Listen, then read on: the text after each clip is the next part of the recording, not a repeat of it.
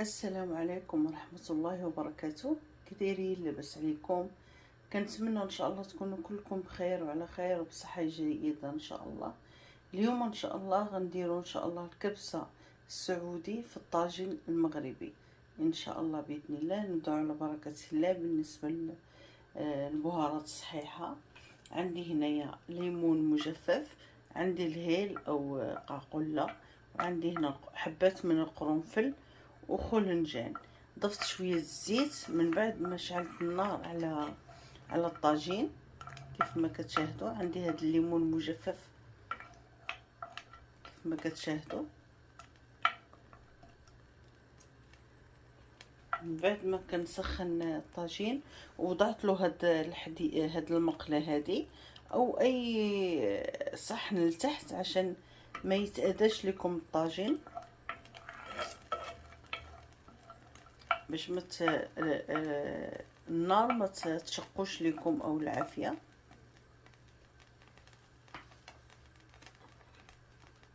نبداو على بركه الله. بسم الله. غنضيفوا البصله هي الاولى. بسم الله.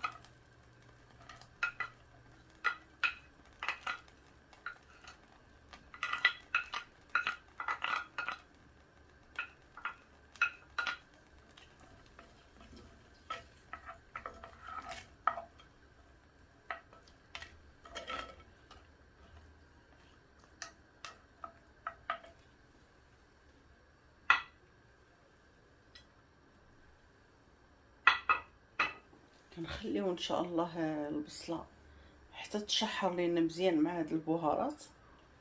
بالنسبه للكبسه اليوم غنديرها ان شاء الله باللحم ان شاء الله. من بعد ما دبلات لينا البصله غنضيفو الثومه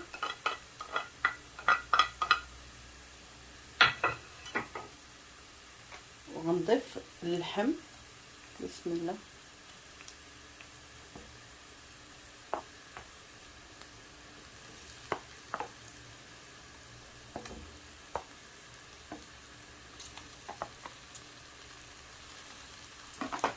وكنخلي اللحم هكا شويه يتشحر مع البصله والثومه وهاد البهارات الصحيحه.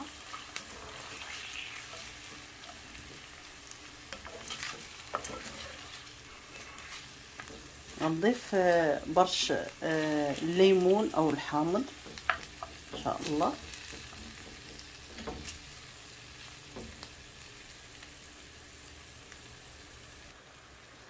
غنضيف بشر الحامض وغنضيف طماطم. غنضيف ان شاء الله سكنجبير او الزنجبيل، كركم، ورق غار مطحون او ورقة سيدنا موسى مطحونة، كزبرة مطحونة، بهارات مشكلة او ديال الكبسة،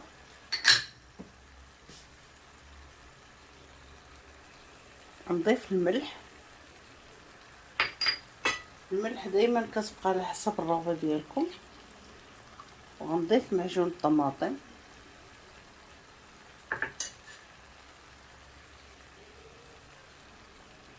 غنضيف رشة من القرفة.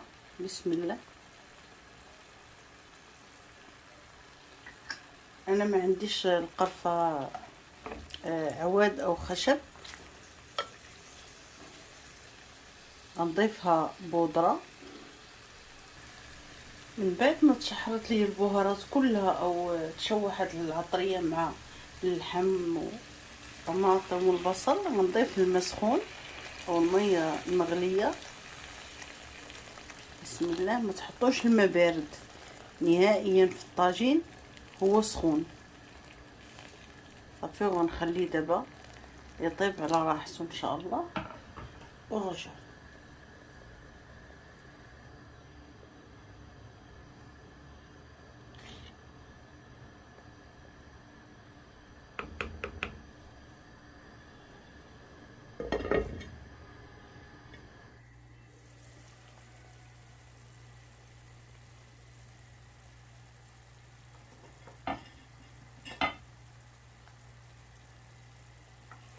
من بعد ما طاب لي اللحم كيف ما كتشاهدوا، بعد ما طابوا اللحيمات في المرحله هذه ان شاء الله نضيف شويه البطاطا، وممكن تضيفوا اي خضار نتوما حابين. ممكن تضيفوا الجزر، الفلفل الالوان، القرع الاحمر، اللي نتوما حابينه ضيفوه في الخضار.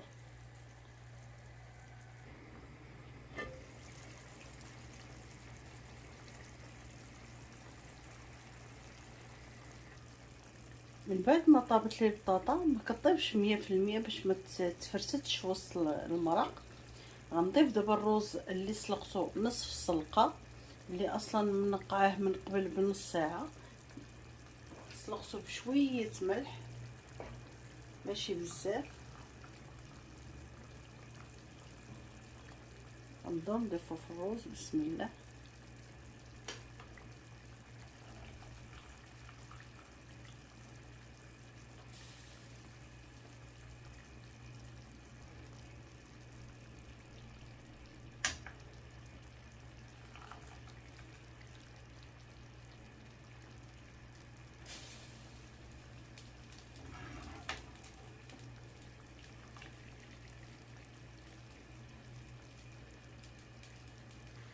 من بعد ما وضعنا الروز غنضيف شويه الزعفران الحر،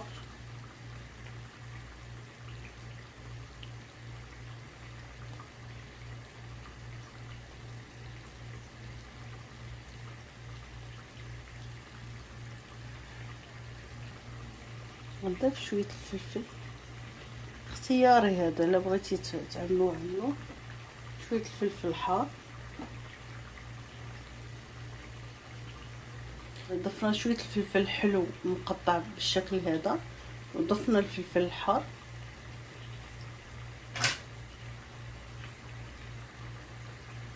غنغطيو الطاجين ونخليوه يكمل الروز طيب مع المرقه اللي عملنا في الاول. بسم الله.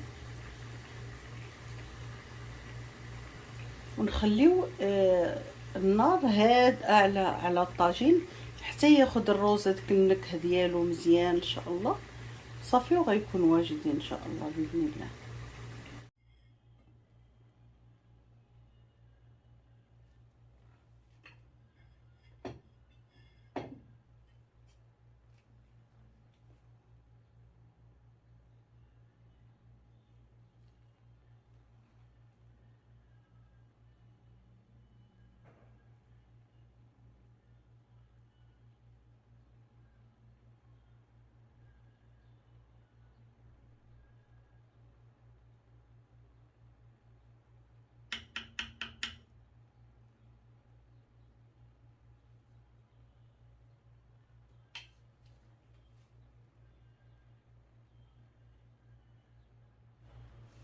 غنضيفو شويه البصله من الفوق، هذا اللي حاب يضيف البصله يضيفها، مكسرات اللي نتوما حابين. طبق رائع صراحه، كنتمنى ان شاء الله كنتمنى ان شاء الله تجربوه. اما الريحه ما نقولش لكم تبارك الله، غزال طبق فن كبسه سعودي في الطاجين المغربي. كنتمنى ان شاء الله تجربوه.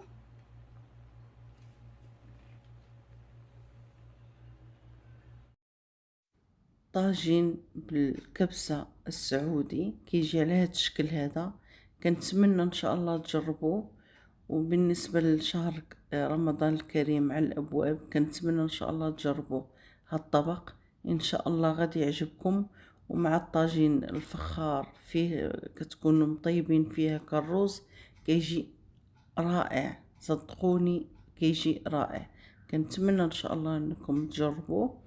وكنشكر كل الناس اللي كتشجعني وكتنضم ليا للقناه، كنشكركم جزيل الشكر. وكنتمنى ان شاء الله تدعوا معنا بالتوفيق، واشوفكم ان شاء الله في فيديو جديد، ومع السلامه.